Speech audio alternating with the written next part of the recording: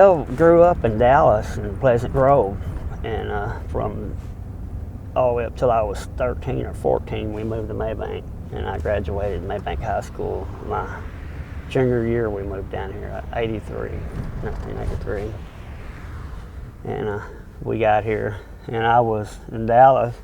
We was a 5A school, Samuel, I went to, and I loved sports, but I was little, and bigger guys beat me out in all my positions. I like running back, and we moved down here, and I made first string everything. I told my dad, I said, I can't believe we went to the country all my life.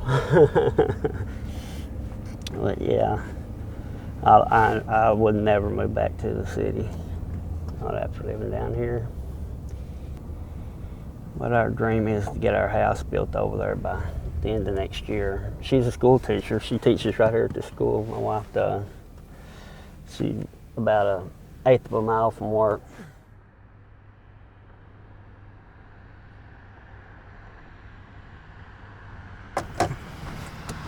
We'll get some gas right quick.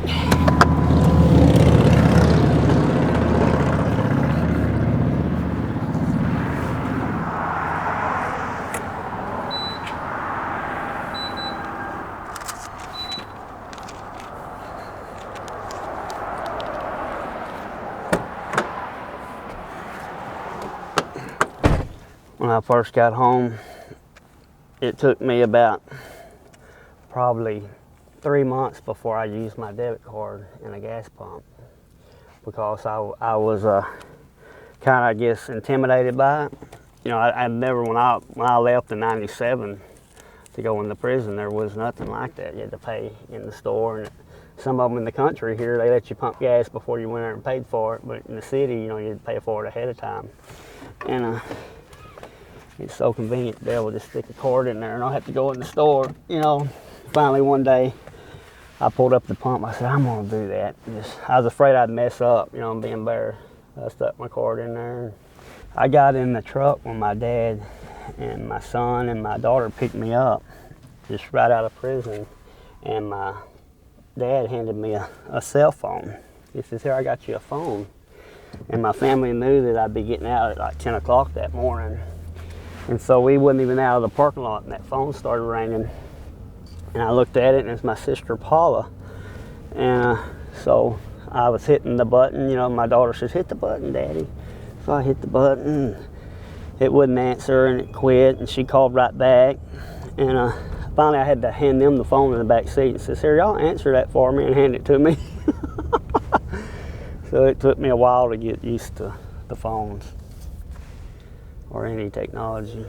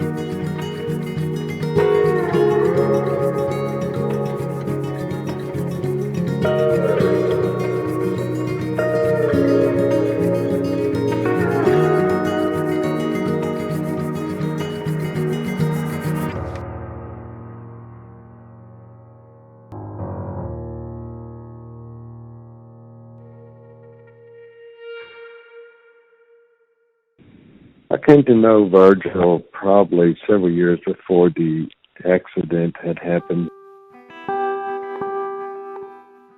He had come to work for us as one of our employees.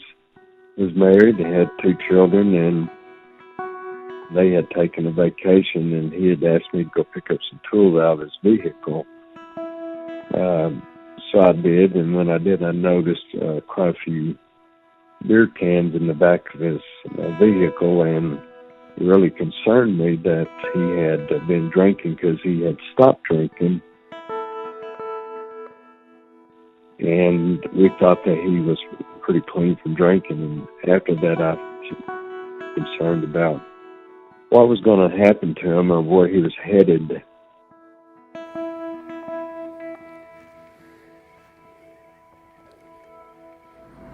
My pastime is fishing. You know, if I ain't working, I'm fishing. And sometimes when I'm working, I'm thinking about fishing. It's never the other way around, I don't think. I don't think I ever fish and start thinking about work. Sometimes I do. I had quit drinking for about 2 years, from 94 to 96. And we moved to Canton at that time and got involved in the church and was doing real well. And I went back to drinking a little bit, and I wouldn't let my wife know, or my daughter and them. I wouldn't bring it in the house like I did before. I wouldn't keep it in the icebox. If I drank, I drank on the way home from work. I might drink a quart of beer or something, you know. So my first 3 days in prison, I had 3 fights, you know. It was gang members that were coming to you, wanting you to join their gang. One was over a seat.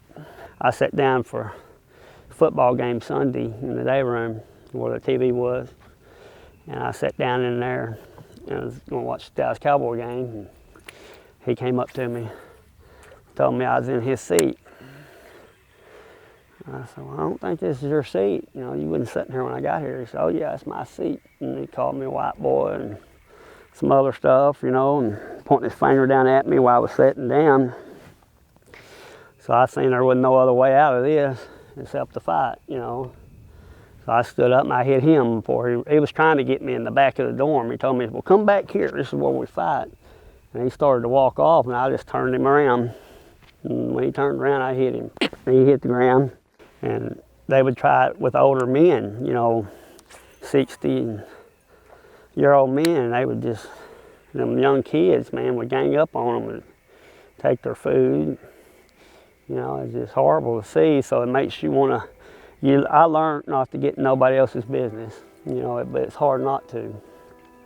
And when that's going on, when you see it, so you kind of put blinders on to where you don't see a lot, you know, and just mind your own business. And I've seen guys get killed down there, you know, just over commissary. I seen a guy hit with a Jack Mac can in a sock because he cut in line in front of a guy in the commissary line. The guy waited on him to get back into his cell, and the guy was putting his food in his locker, and he had put that Jack Mac can, you know, a big can of Jack Mackerel in a sock, and hit him right in the face with it. You know, ended up, the guy died.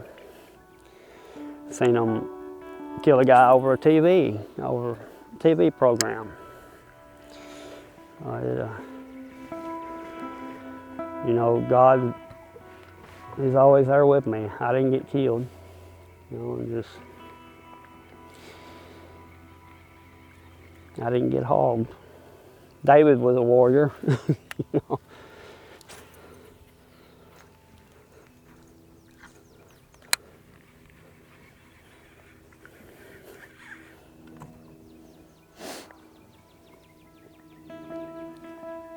Yeah, I remember when the accident happened. It was late one night, and our daughter had come into the living room in May the 5th. Actually, it was my birthday, and we were sitting in the living room, and our daughter came in and asked us if we had heard about the accident that happened on 198 that evening, and we weren't for sure what was going on, but she was concerned that it was one of her friends, and she had heard that there was a fatality.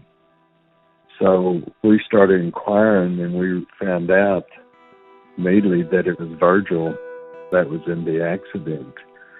So that night when we heard about it, we realized that someone had been killed.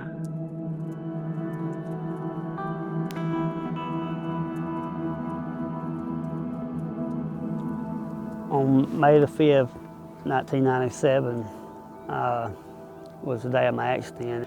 I decided on the way home that I was going to miss my daughter's first T-ball game and go play a softball game of my own in Maybank. And at the end of the game, bunch of guys decided, said, you know, they're having dollar on necks and dollar tequila shots, and the little sports bar down the road, you want to go? And I said, well, yeah, sure, I'll go have a couple, and then I'll go home. And well, I got there, and I bought a round, and another guy bought a round, and another guy bought a round. That was 3. And then a guy bought us a tequila shot, and I drank that, and I left there, and you know, I worked all day, and I drank those drinks, and you kind of get relaxed. And I was speeding, trying to get home. The speed limit on that road at the time, I think, was 55, and I think I was doing probably 65.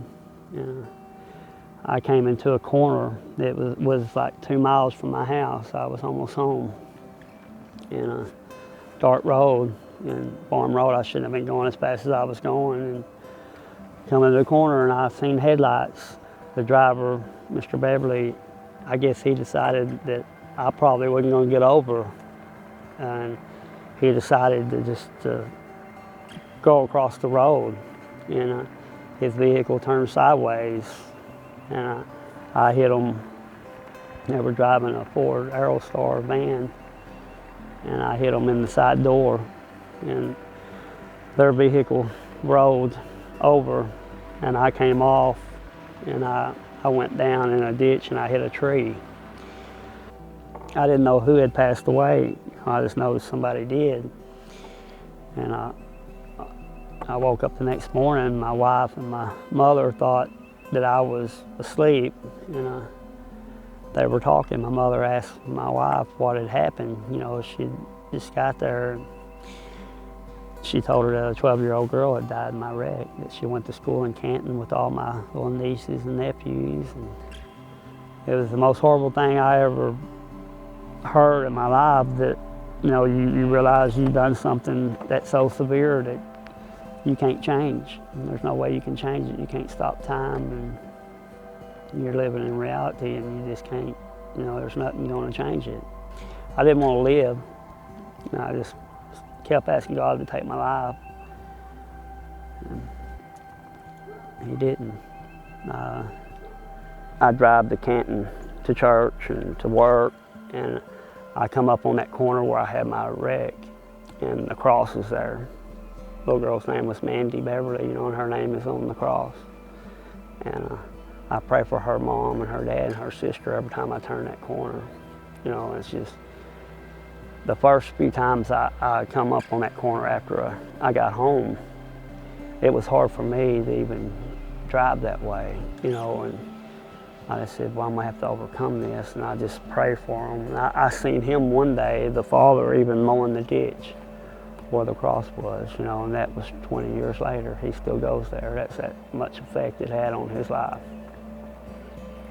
Mr. Beverly, the dad, he took it a lot harder than the mother. The mother in the courtroom, I seen forgiveness in her eyes. You know, we met eyes, and I looked at him, and I seen a man that wanted to kill me. And even on the stand, you know, when he got up after they sentenced me, they had the opportunity to get up and speak to me, and he told me, you know, how bad he would like to hurt me, and that he had a fishing pole in his closet. The little girl loved to fish. He said that pole always sat in my closet, won't never get to be used. And I thought about that fishing pole for 20 years.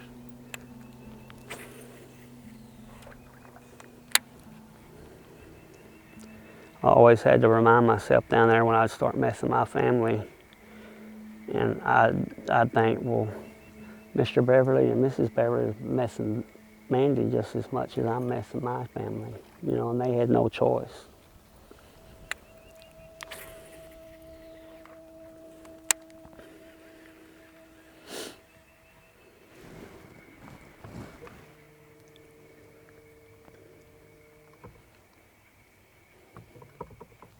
You wouldn't believe how many things you take for granted in your life. None of them things are promised to you. And so to be grateful for every little thing you have, to the pairs of socks you put on your feet in the morning, to the shoes you put on your feet, to the air you breathe, and just the beautiful sunset you can see in the evening, to your job, to whatever else you have. Be grateful for all of it. And that's what I'd tell my past self. Don't take anything for granted, because tomorrow ain't promised to you, and your actions can change other people's lives in just a minute. Your decisions, your choices, and just be wise in all those areas of your life, and I think that you'll be successful. That's what I would tell my past self.